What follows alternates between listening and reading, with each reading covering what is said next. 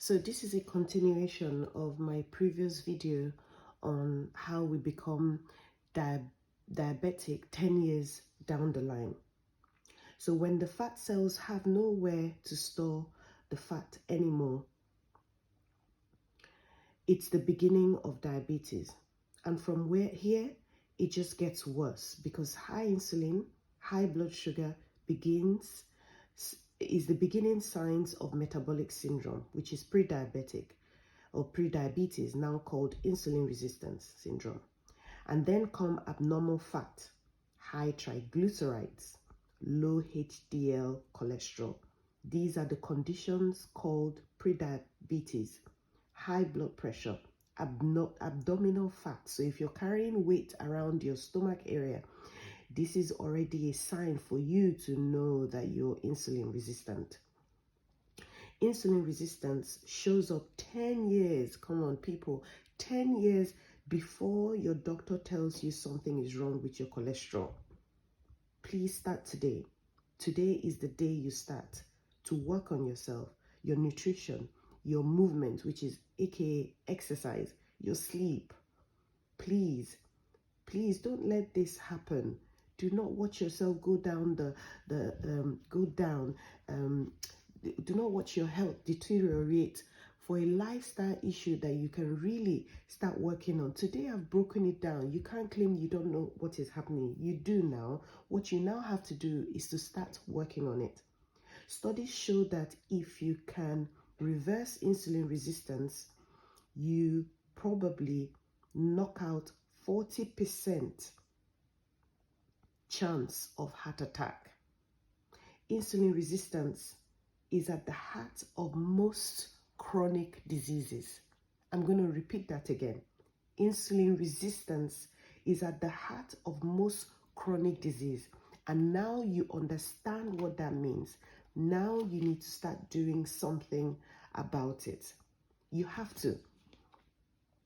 Okay? Now, insulin resistance as you get older makes menopause. So these are for both men and women because we all go through menopause. It makes menopause symptoms worse. The number one killer of women is heart disease. What you need to do to prevent heart attack isn't low cholesterol, but to check for insulin resistance and change your diet so insulin is used in the body. And that's the beauty of dietary change that approaches in terms of improving insulin resistance. You can do this in 3 days because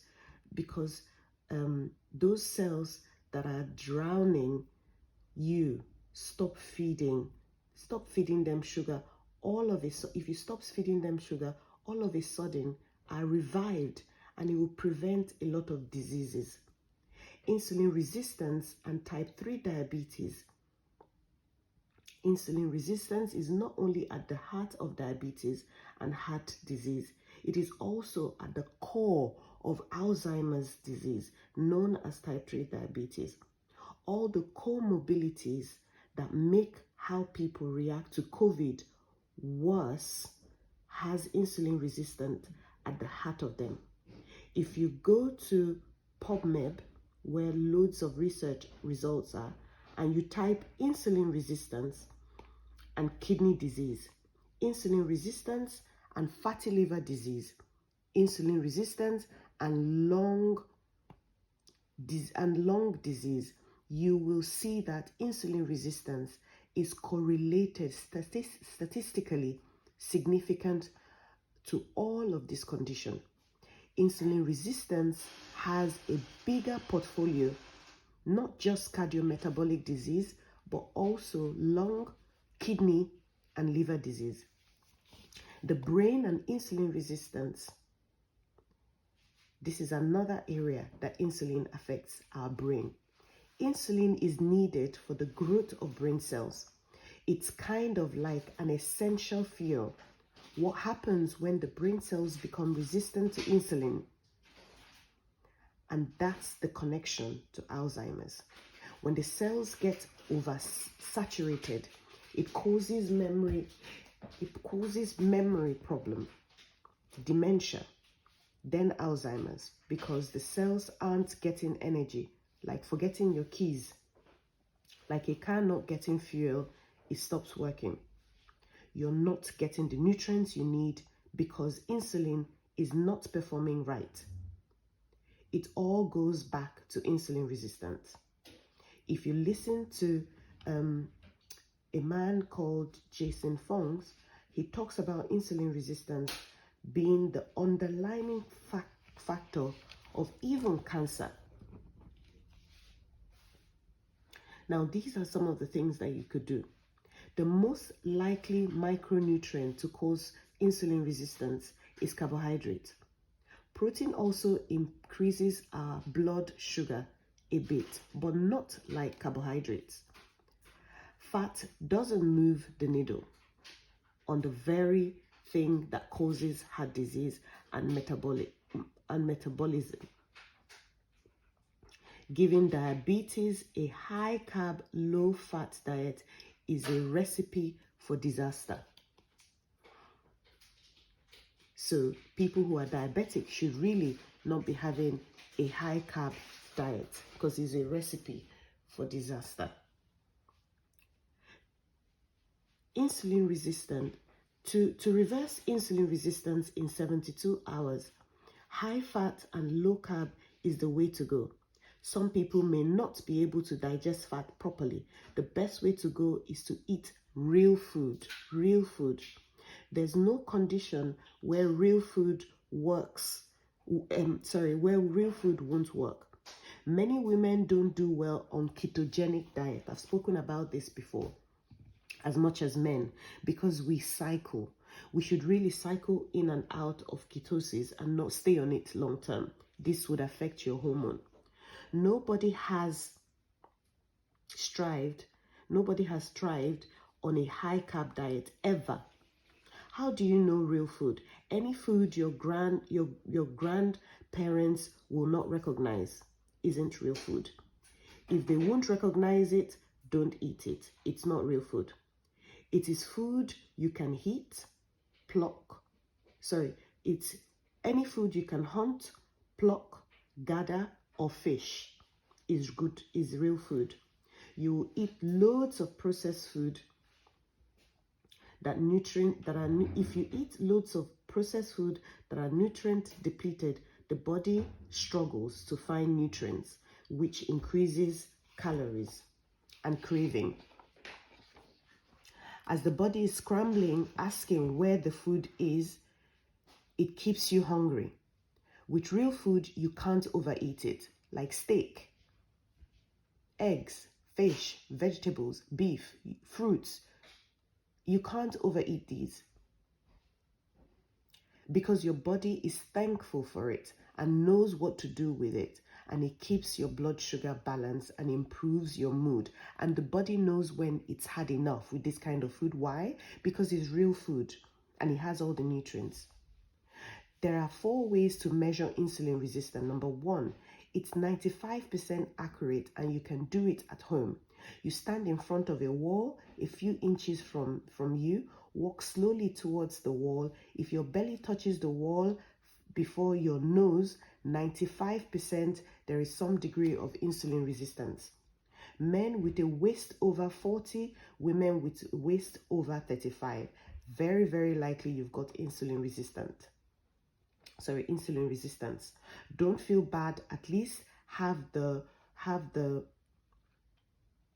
world has some level of insulin resistance. It starts very early and can be reversed very early or too late.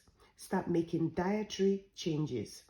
Check your A1C hemoglobin, your HA1C. It's your average blood sugar in over 3 months. If it's over 6, please start working on it once you notice is 5.8. Do not allow it get to 6. Okay? The deed has been done by the time it starts going higher than 6.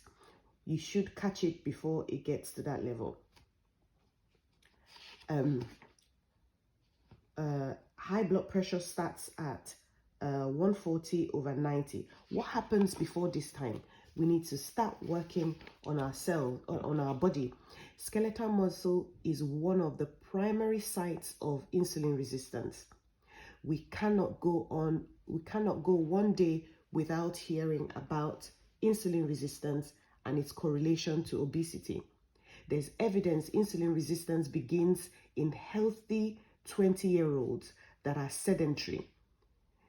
A decade before, we are seeing changes in liver abnormality and triglycerides level.